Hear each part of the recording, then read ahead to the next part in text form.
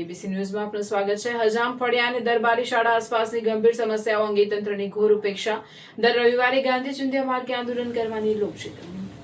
મુન્દ્રા બારોઈ નગરપાલિકાના chief officer અને ચૂંટાયેલા પ્રતિનિધિઓ 4 વર્ષથી આંખ કાન બંધ કરીને બેઠા હોવાનો સ્થાનિકોનો આક્ષેપ। મુન્દ્રા બારોઈ નગરપાલિકાના વોર્ડ નંબર 4 માં આવેલ હજામ ફળિયા અને દરબારી શાળા આસપાસના વિસ્તારમાં છેલ્લા 4 વર્ષથી પ્રાથમિક સુવિધાઓનો ઘોર અભાવ જોવા મળી રહ્યો છે। સ્થાનિક રહીશો અને સામાજિક કાર્યકર સમા અબ્દુલ મજીદ દ્વારા તંત્ર અને સ્થાનિક પ્રતિનિધિઓને વારંવાર લેખિત તથા મૌખિક રજૂઆતો કરવા છતાં પાલિકાના ચીફ ઓફિસર અને ચૂંટાયેલા પ્રતિનિધિઓ દ્વારા કોઈ જ કાર્યવાહી કરવામાં આવી નથી। દરબારી શાળાના મુખ્ય ગેટ અને અવરજવરના રસ્તા પર હાથ લારીઓના ગેરકાયદેસર દબાણોને કારણે રસ્તો બંધ થઈ ગયો છે। આ ઉપરાંત શાળાની લઘુલઘ કચરાના ઢગલા, ગંદકી અને મચ્છરોનો ભયાનક ઉપદ્રવ વધતા નાના માસૂમ બાળકોને સ્થાનિક રહીશોમાં ભયાનક રોગચાળો ફેલાવાની ભીતિ સેવાઈ રહી છે।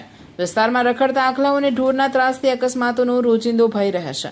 સ્થાનિક સામાજિક કાર્યકર સમા અબ્દુલ મજીદે આક્રોશ વ્યક્ત કરતા જણાવ્યું હતું કે મુન્દ્રાના અન્ય વિસ્તારોમાં પેવર બ્લોક અને આરસીસી રોડના કામો 2 અને 3 વાર કરવામાં આવે છે, તો પછી વોર્ડ નંબર 4 અને હજામ ફળિયા પ્રત્યે જ આવી કિન્નાખોરી કેમ રાખવામાં આવે છે? શું વિકાસની ગ્રાન્ટોમાં ભારે ભ્રષ્ટાચાર આચરવામાં આવ્યો છે કે ગ્રાન્ટ બીજા વિસ્તારમાં ડાયવર્ટ કરી દેવાઈ છે?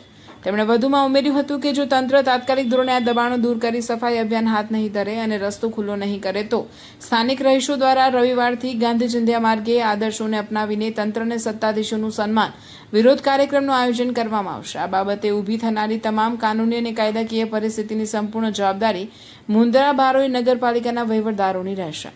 અહેવાલ વિપુલભાઈ ચૌધરી, રાધનપુર।